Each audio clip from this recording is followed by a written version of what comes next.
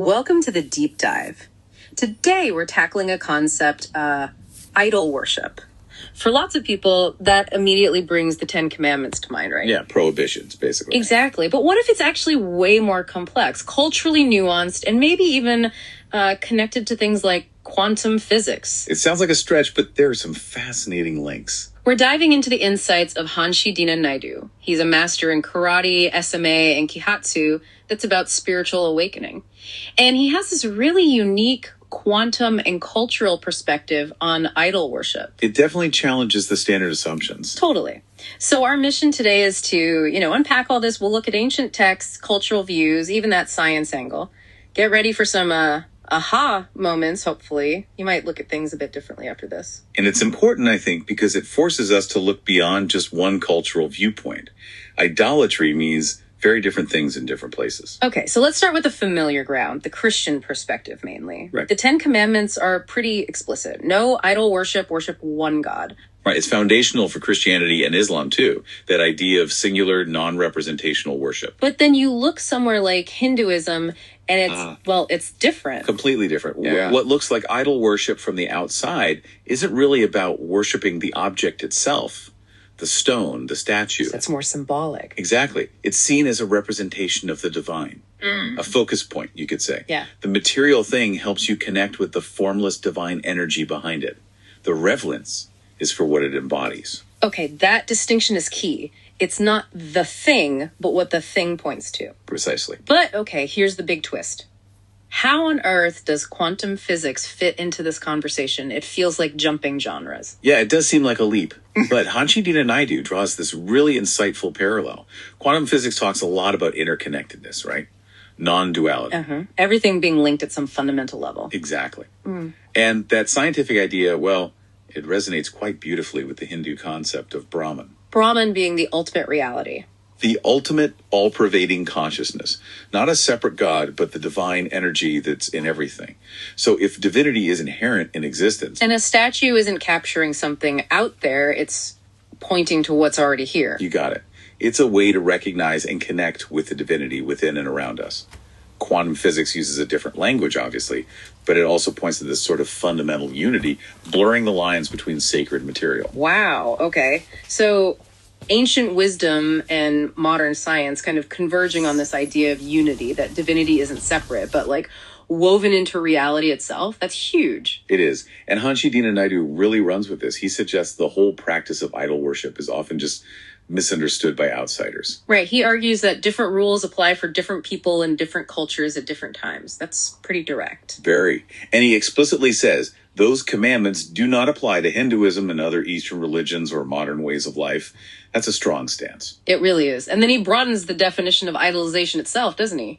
Yeah, this is fascinating. He points out we all, without exception, idolize our teachers, our gurus, our kings and queens, our leaders, even movie stars. So it's not just religious figures we revere. Not at all. It's anyone we deeply respect or admire. We might not worship them religiously, but we treat their memory or image with real deference. Which connects to his point about family photos, right? We all have them. Exactly. He uses that relatable example.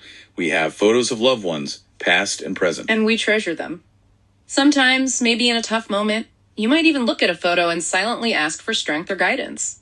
He asks, is this not a form of idol worship? It's a provocative question. It forces us to look at our own behavior. And then he brings in his disgusting act test.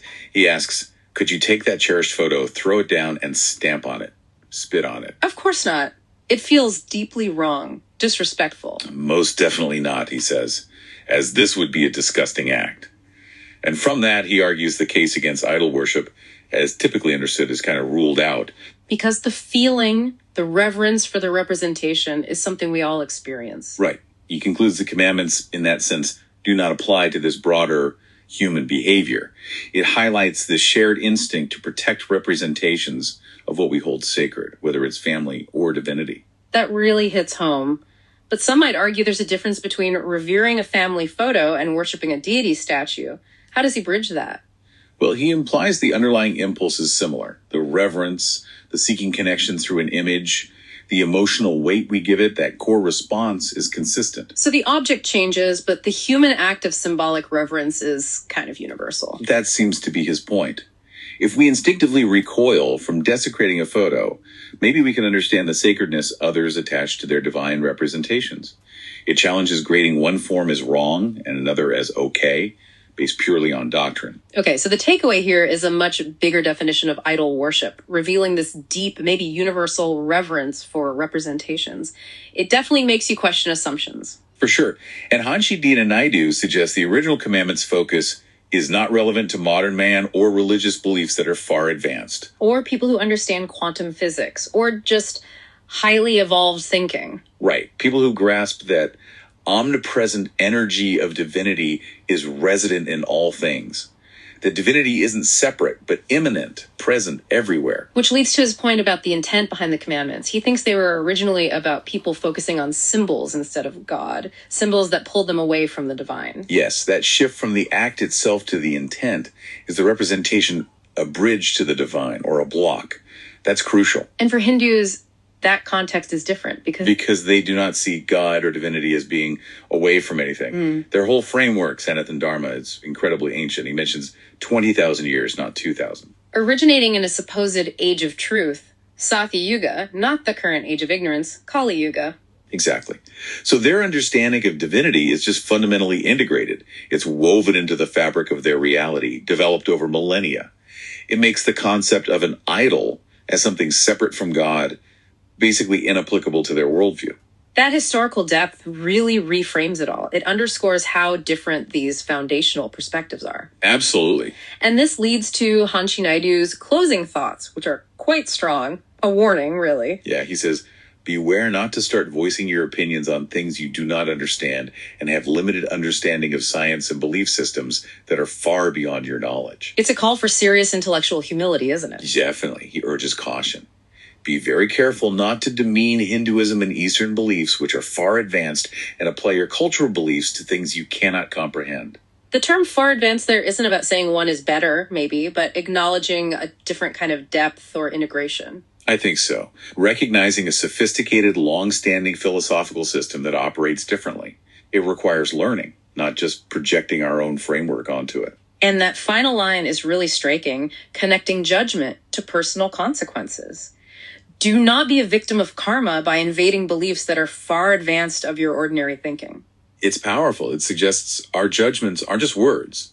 They can have repercussions, at least from his perspective. It emphasizes respect, not just as politeness, but as maybe essential for our own well-being, too. Wow. What a deep dive, truly.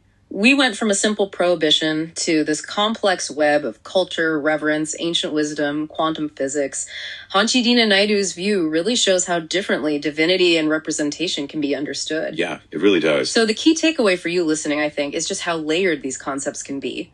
What looks simple on the surface often isn't. It takes real openness to step outside your own frame and see the logic within another system. And the risk, as Hanshi Naidu points out, is imposing our own limited views onto these incredibly rich traditions and missing everything they offer. So, here's something to chew on. Think about the idols in your own life. Not religious ones necessarily, but people, symbols, ideas you really hold dear. How does that emotional connection shape how you see the world? And maybe consider, how could approaching other belief systems with genuine curiosity, asking why, instead of just judging, actually open up new ways of understanding for you, seeing the universal human threads under the diverse cultural expressions? Something to definitely think about.